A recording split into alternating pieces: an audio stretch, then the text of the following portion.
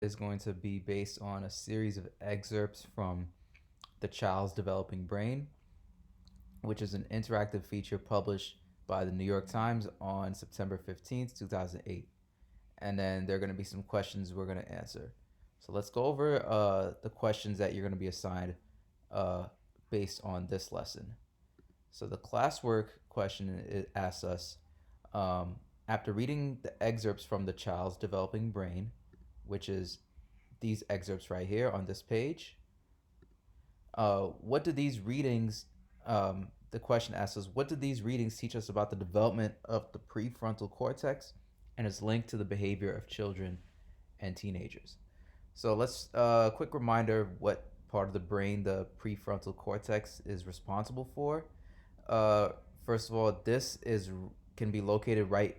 It's located right behind your forehead, and this is the part of the brain that is responsible for decision making, thinking ahead, reasoning, and using logic. And we've learned in previous lessons that in teenagers, this part of the brain is not fully developed, whereas the limbic system, which is uh, responsible for emotions, that system develops fully before the prefrontal cortex. All right. So that's just a review of what we've already learned. So, what do these readings teach us about the development of the prefrontal cortex and its link or connection to the behavior of children and teenagers? So, in other words, when we read this text and we read about how this part of the brain develops, um, how does that what connection does it have with the behavior of children and teenagers and how their behavior starts to change, how teenagers start to mature? That's what you want to think about, right? So what does it teach us about how the prefrontal cortex develops and how that is linked to the behavior of children and teenagers as they grow up and mature? All right, think about how the development of the prefrontal cortex will influence children's behavior to change for the better and for them to mature as they grow older. All right, so that's what you want to think about when we think of this question. Um, so now let's read through these excerpts. Overview. Different areas of the brain mature at different rates, which helps explain many of the intellectual and emotional changes seen in children, teens, and adults. While no two children develop in exactly the same way, scientists have been able to link certain developmental milestones to changes in brain tissue observed by MRI scans taken repeatedly over years. So basically, what this is saying is that while children all don't, while not all children develop at exactly the same way, and you can see that for yourself. Some of your classmates might be more mature than others. Some of your classmates might be able to think logically and use reasoning better than others, and while some other children you may know might react and make decisions based on emotions, and they might be more impulsive than others.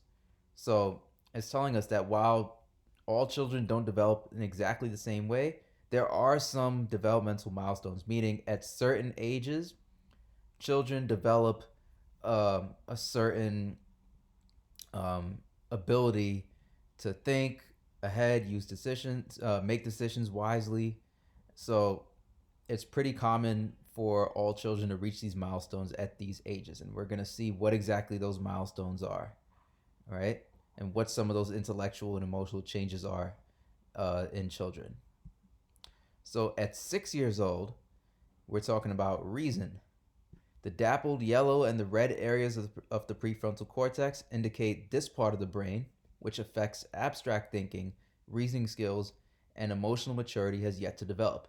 So, at 6 years old, children generally do not have the ability to reason. They do not have emotional maturity, and they aren't able to use abstract thinking.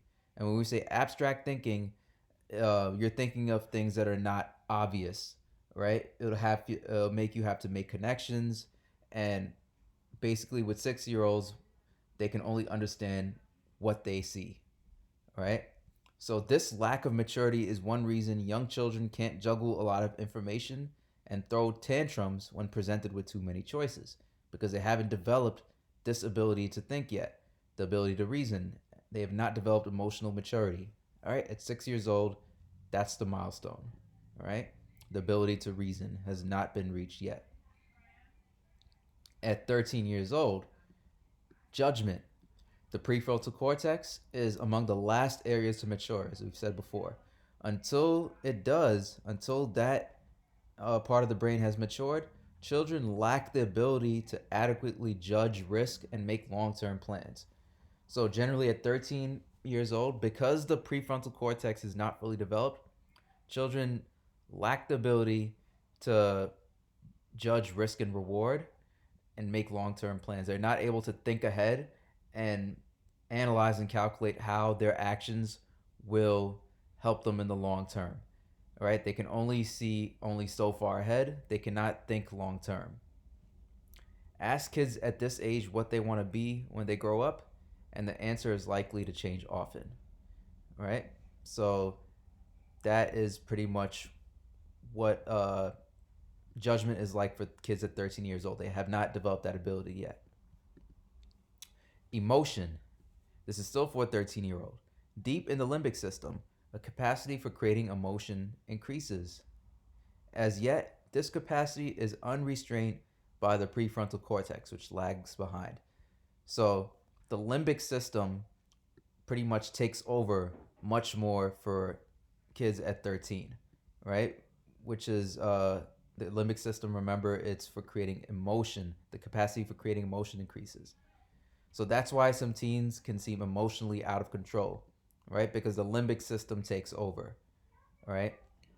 It causes your emotions to take over, and if you remember from what we read before, kids at this age will make decisions based on how they feel and how their emotions are. Their emotions take over, right? Their decisions are emotionally charged. Their decisions are much less likely to be rational because they haven't developed that ability to think ahead and reason. Now, 17 years old, abstract thought. Remember, this is something that kids at younger ages generally have not developed. We're not saying all kids, but most, right? The deep blue and purple of the maturing prefrontal cortex shows why the brains of older teenagers are capable of dealing with far more complexity than younger children. This development leads to a burst of the social interactions and emotions among older teens. Planning, risk taking, and self control become possible. So, at this age, teenagers begin to be able to think with more complexity. They're able to analyze risk and reward. They're able to calculate the consequences of a decision. They're able to plan ahead better, and they're able to control themselves better, right? Instead of acting as soon as you feel a way, 17-year-olds develop that ability to think before they act or say something, right? Because self-control becomes possible, right? So these are all the milestones that we have just reviewed, right? At each of these ages that we're discussing, at 6 years old, 13 years old, 17 years old, children develop, they continue to mature, right? Their prefrontal cortex continues to develop, and as it developed, they mature, and they develop the ability to do certain things, such as make long-term plans, all right? Practice self-control, right? And their decisions become less emotionally based after 17 years old. Not that it's completely eliminated, because there are plenty of 17 and 18-year-olds who might still make decisions that are emotionally charged. But what it's telling us is that generally starting at 17 years old, planning and risk taking and self control become more possible, and they develop the ability to not let their emotions take over when making decisions. So, going back to this question, what do these readings teach us about the development of the prefrontal cortex and its link to the behavior of children and teenagers? So that's basically what we just reviewed. right? We learned that as the prefrontal cortex developed, the behavior of children and teenagers starts to improve, they start to mature, and they develop certain skills and they improve their ways of thinking, right? Now, let's look at the exit ticket question, which is also going to be based on these same readings that we just did. So it says to reread the introduction. Why do you think the authors included that information that says no two children develop in exactly the same way before giving all that information? So remember, it says it right here. While no two children develop in exactly the same way, scientists have been able to link certain developmental milestones to changes in brain tissue. So why do you think the author included that information while no two children develop in exactly the same way? So that's something for you to think about. What I want you to think about is that while yes, we have these milestones, um, no, it's not like all children will develop exactly the same way and at exactly the same pace. But you can generally expect children to reach these milestones at these ages, right? So make sure you are clear about that in your response. Now, lastly, let's look at the homework assignment. Here we go. Homework. Now, you're going to click on this link to view the interactive version of the text we just read. So it's going to look something like this. And as you can see, you can look at the brain and you can see how it develops as you reach all these ages, right? You can see the skills that begin to be developed at 9, so on and so forth.